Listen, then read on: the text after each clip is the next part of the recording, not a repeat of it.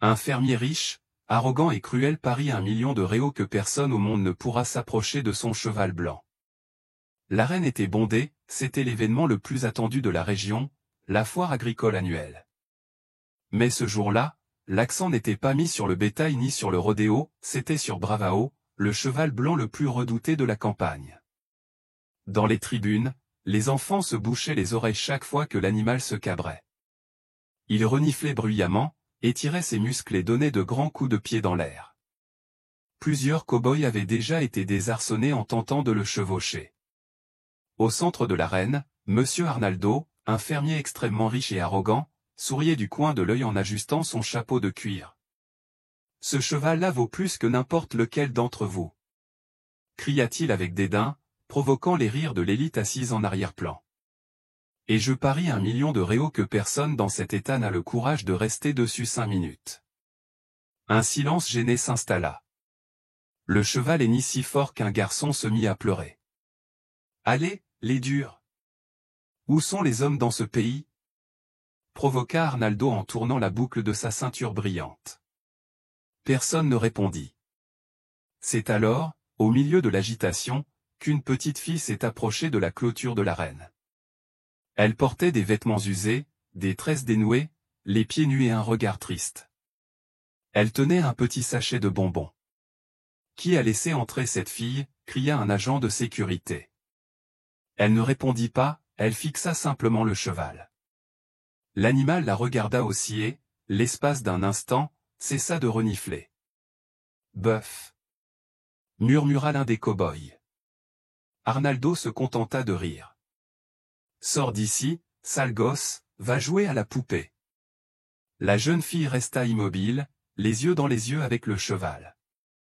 Un lien invisible semblait les relier. La foule, distraite par les cris et les railleries, ne remarqua pas la larme silencieuse qui coula dans l'œil de la jeune fille lorsqu'elle vit le cheval tirer en arrière de force.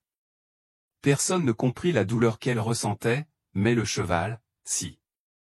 Croyez-vous que les animaux ressentent la douleur que nous portons en nous? Répondez ici, oui ou non. Au sommet de la colline, la hutte en terre semblait sur le point de s'effondrer. C'est là que vivaient Clara et sa grand-mère, Donna Oria, une femme à la voix douce et à la santé fragile.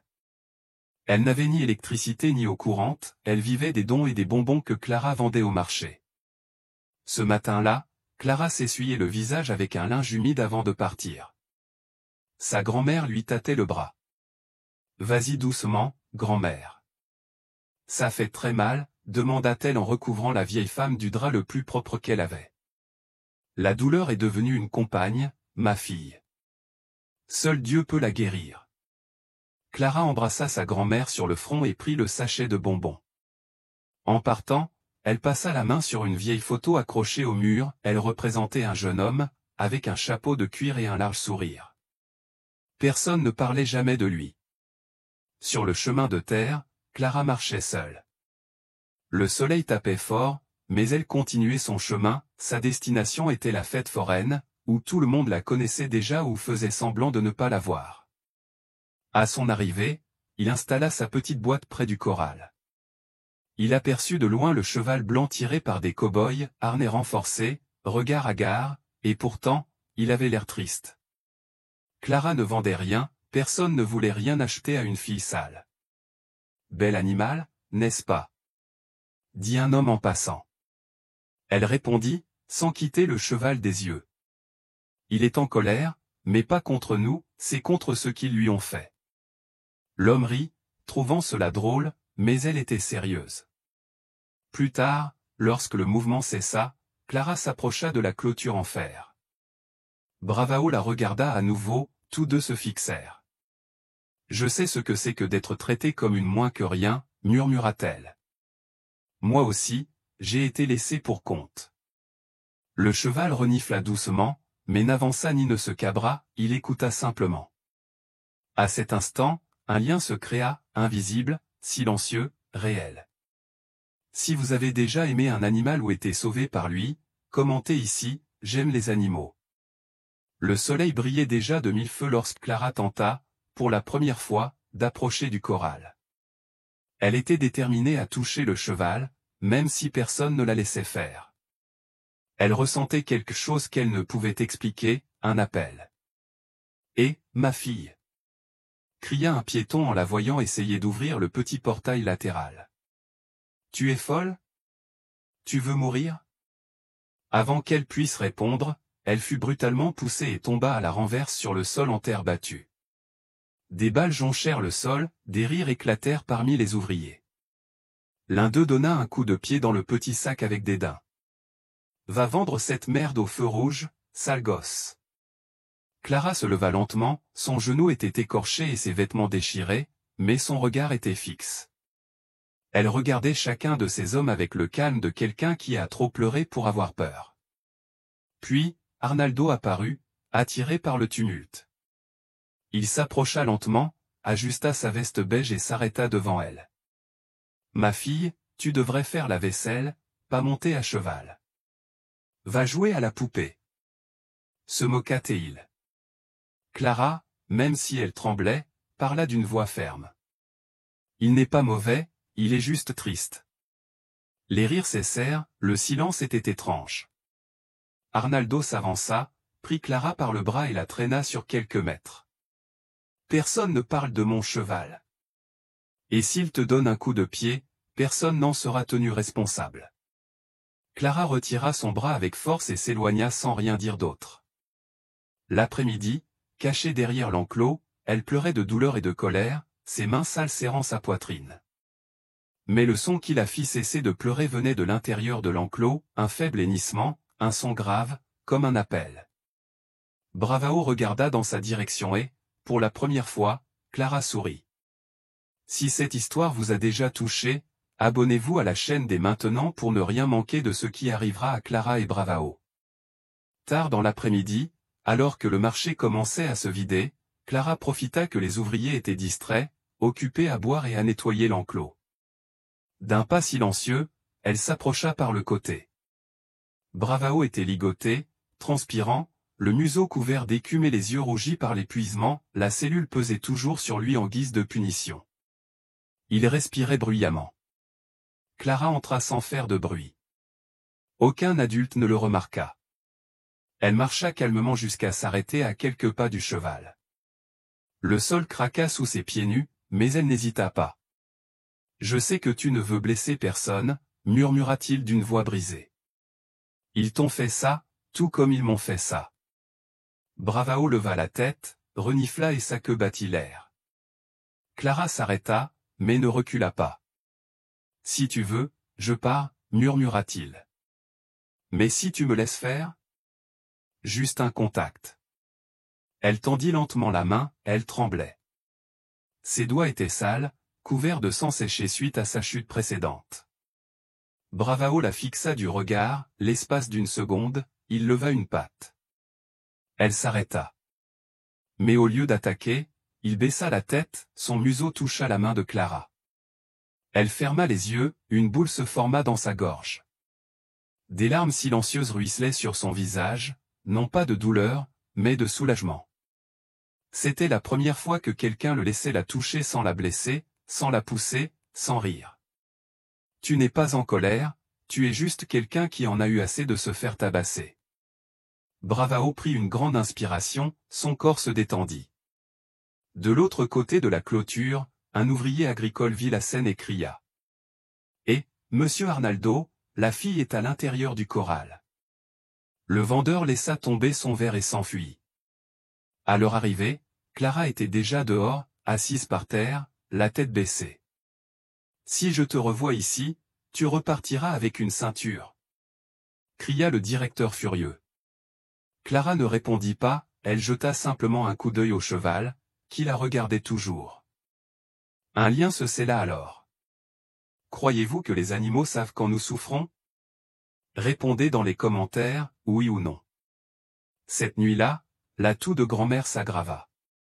Clara essaya de couvrir la bouche de la vieille femme avec un vieux tissu, mais sa respiration sifflante semblait plus forte que jamais.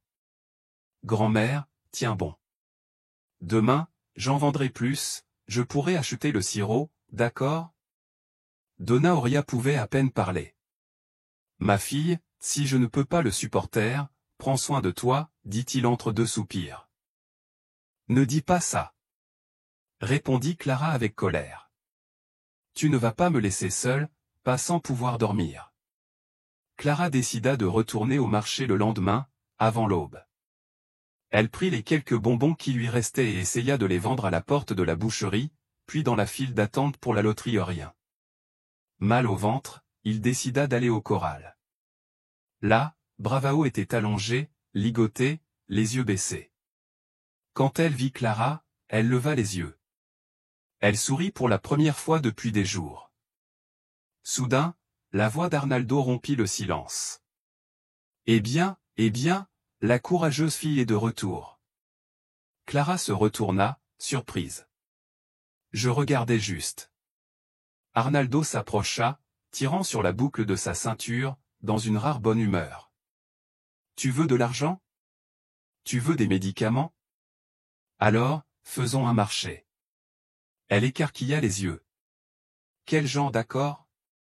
Si tu peux monter mon cheval sans tomber en 2 minutes, je te donne $1000. Clara hésita. $1000? Tu en doutes? Tu as peur? C'est toi qui as dit qu'il serait bon? Elle regarda l'animal, puis pensa à sa grand-mère. Elle se tourna vers Arnaldo. J'accepte. Génial, répondit-il avec un sourire cruel. Demain matin, ici, mais avec tout le monde qui regarde. Il s'est retourné et est parti. Clara se tenait là, les jambes tremblantes, sifflant.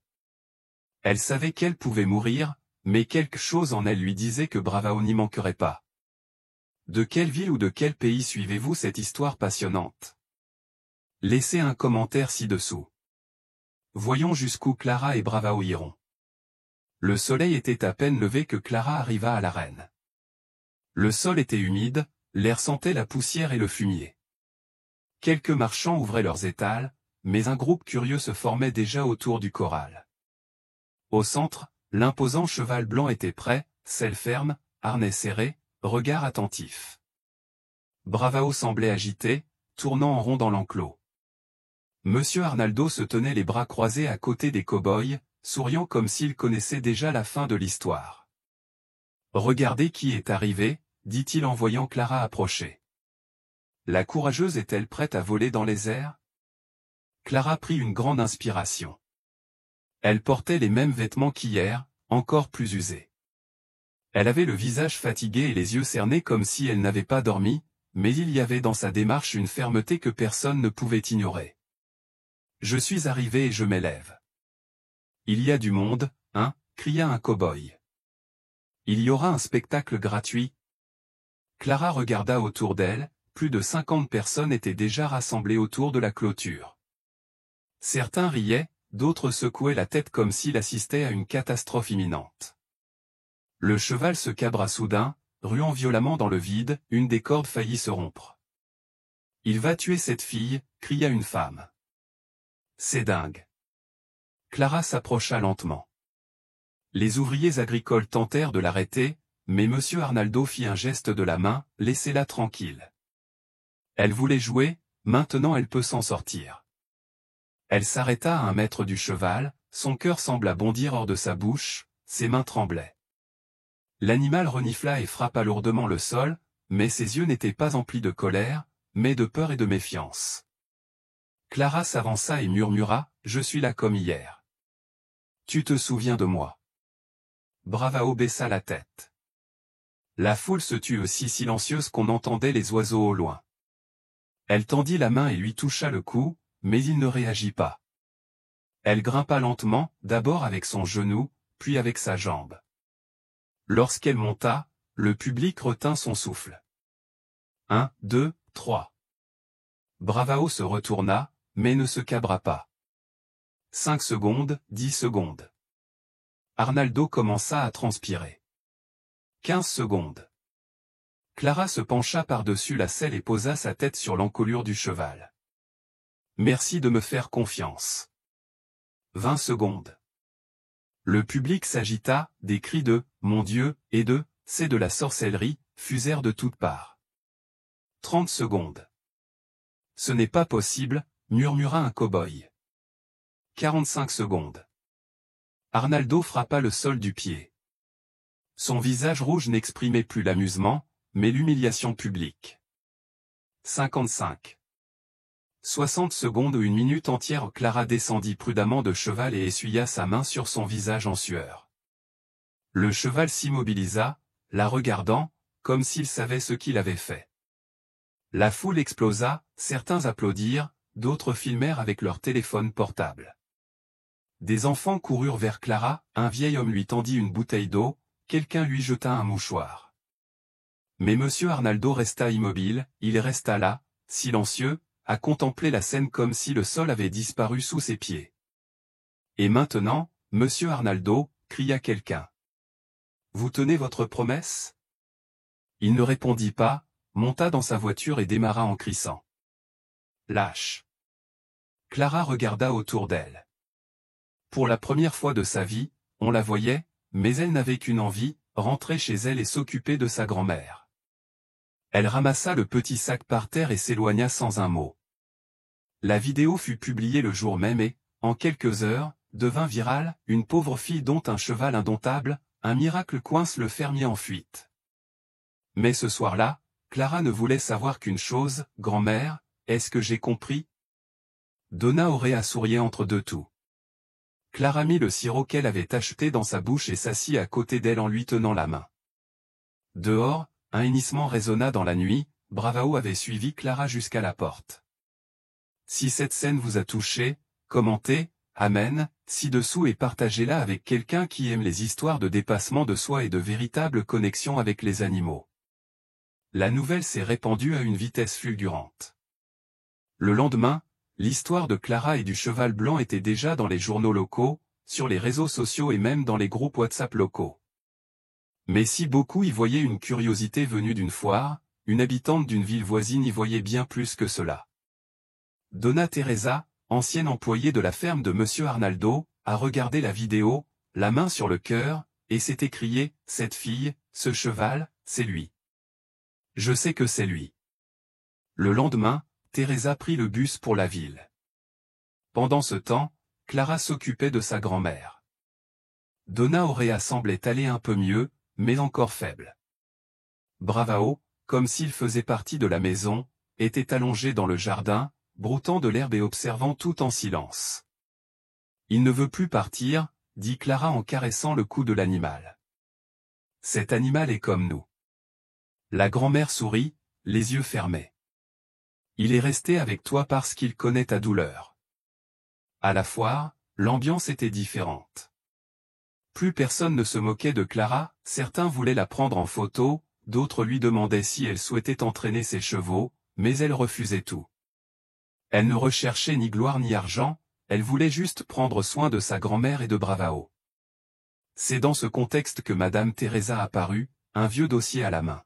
« Êtes-vous Clara ?» demanda-t-elle en s'approchant lentement. « Oui, madame. J'ai rencontré ce cheval alors qu'il n'était qu'un poulain. J'ai été gardienne à la ferme pendant de nombreuses années. » Clara l'emmena à l'ombre et lui offrit un verre d'eau. Il ne s'appelait pas toujours Bravao. Il s'appelait Alvo. C'était le poulain le plus docile de la ferme, il courait après les papillons, il dormait sur nos genoux. Les yeux de Clara s'écarquillèrent, mais ensuite. Que s'est-il passé? Il s'est avéré qu'il était utilisé comme une machine, attaché, battu, dressé à coups de bâton, tout cela pour devenir une attraction de rodéo. Lorsqu'il tentait de résister, il le traitait de fou et le frappait encore plus. Clara baissa les yeux, les larmes coulèrent sans demander la permission. Il n'a jamais été méchant. Clara a seulement appris que quiconque s'approche fait mal. Bravao s'approcha et sentit la main de Donna Teresa. Elle s'agenouilla, émue, « Je pensais qu'il avait été euthanasié, mais vous l'avez sauvé. » Le dossier que Teresa portait contenait de vieux documents, des preuves de mauvais traitements, des photos de blessures, des rapports vétérinaires ignorés ou tous signés par des ouvriers de l'époque, dont certains étaient encore employés par monsieur Arnaldo. « Pourquoi avez-vous gardé tout cela? » « Parce qu'un jour, je savais que la vérité voudrait être connue. » Clara emporta les documents chez elle et passa la nuit à les lire page après page. Ce fut comme un coup de poignard dans la poitrine. Elle comprit pourquoi ce cheval l'avait touchée, ils avaient la même histoire, le même traumatisme, la même cicatrice invisible. Le lendemain matin, Clara se rendit à la radio locale avec les documents et leur raconta tout à l'antenne. Elle ne cria pas, n'accusa pas, elle dit simplement ce qu'elle avait lu, il a été battu parce qu'il était docile, je suis battue parce qu'elle était pauvre. Il a survécu dans la peur, moi aussi. Le présentateur était sans voix. Le téléphone de la radio n'arrêtait pas de sonner, des gens réclamaient de l'aide, des gens réclamaient justice. Pendant ce temps, Monsieur Arnaldo observait la situation depuis chez lui, seul et isolé. Les entreprises commençaient à annuler leurs partenariats, ses enfants ne répondaient pas au téléphone et ils n'arrivaient pas à dormir cette nuit-là. Clara était assise à côté de Bravao dans la cour, regardant la lune. « Savais-tu que certains disent que tu es magicien ?» dit-elle en riant faiblement. « Mais je sais que ce n'est pas toi, tu es juste un survivant. » Bravao posa la tête sur son épaule. Ils restèrent ainsi de longues minutes en silence, deux cœurs brisés cherchant la paix. Croyez-vous que la douleur puisse unir deux êtres complètement différents? Commentez ci-dessous, la douleur aussi crée des liens. La plainte de Clara à la radio a eu un retentissement grandissant. En quelques heures, l'affaire a fait la une des sites d'information locaux. Les preuves contre Monsieur Arnaldo étaient claires, négligence, maltraitance et falsification de documents. Mais ce que Clara ignorait encore, c'est que cette révélation allait bouleverser sa vie. Le lendemain matin, alors qu'elle donnait des pelures de fruits à Bravao, Clara entendit le bruit d'une moto qui s'arrêtait devant la cabane. Un homme en descendit, une mallette à la main, l'air sérieux. « C'est vous Clara ?» demanda-t-il en ajustant ses lunettes. « Oui », répondit-elle, méfiante. « Qui êtes-vous ? » « Je m'appelle Luis, je suis journaliste d'investigation et je suis votre affaire. Mais ce que j'ai découvert est bien plus grave qu'il n'y paraît. » Ses yeux s'écarquillèrent. « Sérieux, comment ? » Luis ouvrit le dossier et en sortit une vieille enveloppe. « J'ai consulté les dossiers de la mairie concernant d'anciens employés de la ferme d'Arnaldo. Un nom a retenu mon attention, Otacílio Silva, un ouvrier agricole disparu il y a environ 9 ans. Personne n'a porté plainte, personne ne l'a recherché. Un seul détail m'a poussé à enquêter, le dossier médical de votre grand-mère indique qu'elle avait un gendre portant ce nom. » Clara sentit le monde tourner. « Vous dites que c'était mon père ? » ?»« Oui, et il a disparu alors qu'il travaillait à la ferme. » Clara porta les mains à sa tête, ses jambes tremblaient, sa respiration s'accéléra. « Personne ne l'a jamais recherché ?» demanda-t-elle d'une voix étranglée. « Ta grand-mère a essayé, mais elle n'a jamais obtenu de réponse. La police n'y a pas prêté attention, ils ont dit que c'était juste un fermier comme les autres qui avait fui ses obligations. Mais les archives montrent que Otacílio n'avait aucune dette et que, quelques jours avant sa disparition, il s'était disputé avec Arnaldo. » Bravao, à côté d'elle, renifla comme s'il percevait la tension ambiante.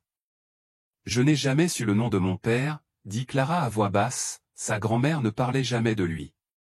Luis sortit une vieille photo du dossier, on y voyait Otacílio à côté d'un poulain blanc, souriant, c'était Bravao. Clara porta la main à sa bouche. Il connaissait déjà Bravao. C'est probablement lui qui s'est occupé du cheval les premiers mois.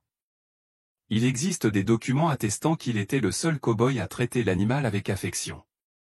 C'est après la disparition des Otacílio que les mauvais traitements envers le cheval ont commencé. Clara tomba à genoux et pleura en silence. Tout prenait sens maintenant, le cheval reconnaissait quelque chose de familier en elle, une odeur, un regard, une absence. C'était comme si, sans le savoir, elle se souciait du dernier souvenir vivant de son père. « J'ai besoin de connaître la vérité, même si je dois la trouver avec mes mains. Je découvrirai ce qu'Arnaldo a fait à mon père cette nuit-là. » Elle raconta tout à sa grand-mère, qui pleura comme une enfant. « Je savais, je sentais qu'il ne s'était pas enfui. Arnaldo a toujours détesté la force de ton père, Clara, il ne supportait pas de voir un pauvre homme courageux. Et pourquoi ne me l'as-tu jamais dit? Parce que je voulais te protéger.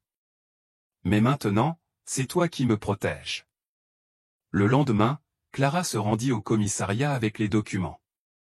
Le commissaire, sous la pression de la presse, ouvrit enfin une enquête officielle. Pour la première fois, le nom d'Eotasilio n'était plus qu'une ombre. Sur le chemin du retour, Bravao courut vers elle et lui colla le nez contre la poitrine. Clara pleurait sans pouvoir parler. « C'était ton ami, n'est-ce pas » murmura-t-elle. « Et maintenant, tu es tout ce que j'ai de lui. » La douleur qu'elle portait depuis son enfance avait désormais un nom, un visage, une disparition et un lien profond avec ce cheval qui, comme elle, était marqué par la perte. À partir de ce moment, Clara n'était plus seulement la fille qui avait dompté le cheval, elle était la fille d'Eotasilio Silva et elle n'aurait de cesse que la vérité éclate au grand jour. Si cette révélation vous a touché, commentez maintenant, la vérité finit toujours par éclater. Montrons que personne ne disparaît lorsqu'on a l'amour et le courage de se battre pour la justice. L'arrestation de M. Arnaldo a fait la une des journaux nationaux, pour la première fois, un agriculteur. Son nom et sa fortune s'effondrèrent à cause d'une pauvre fille et d'un cheval abandonné.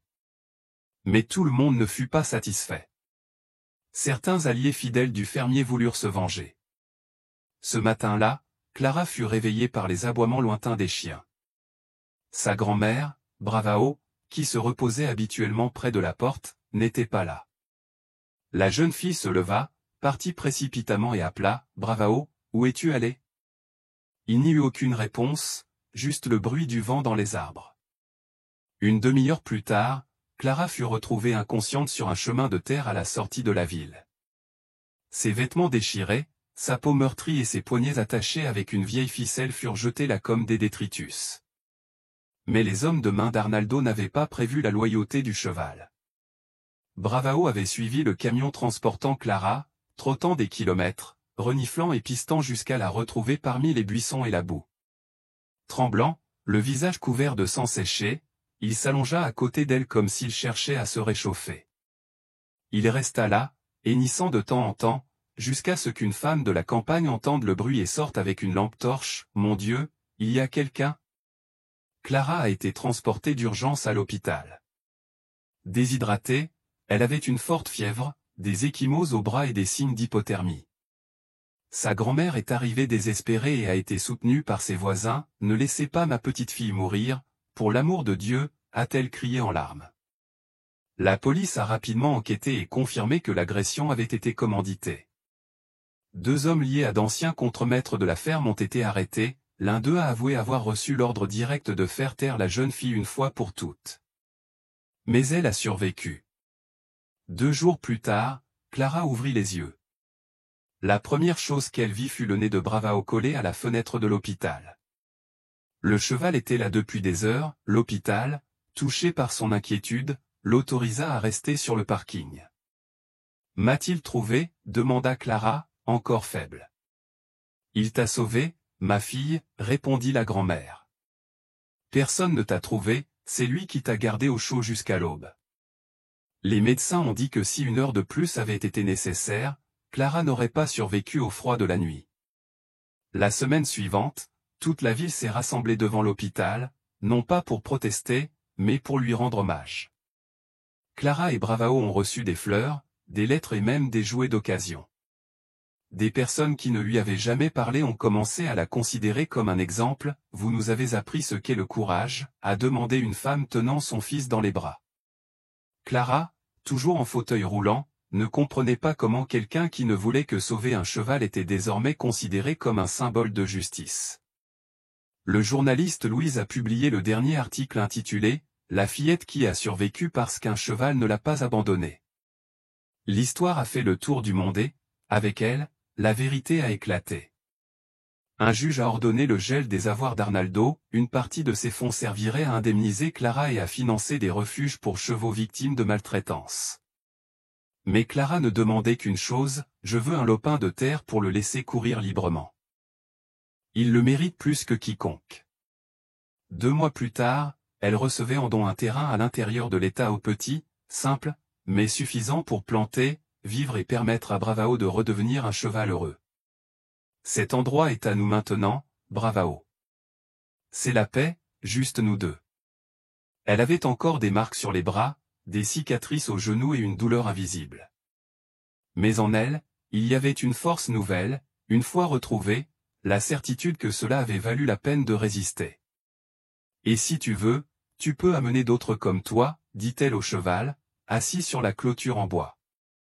Aucun animal ne souffrira plus jamais comme tu l'as fait, pas tant que je serai là. Bravao la regarda comme s'il comprenait chaque mot. Si vous croyez que l'amour d'un animal peut sauver une vie, écrivez ici, je crois en la loyauté. Partageons cette histoire avec ceux qui ont besoin de se rappeler qu'il existe encore une part de vérité dans le monde. La nouvelle de la tentative d'assassinat de Clara a provoqué un émoi sans précédent.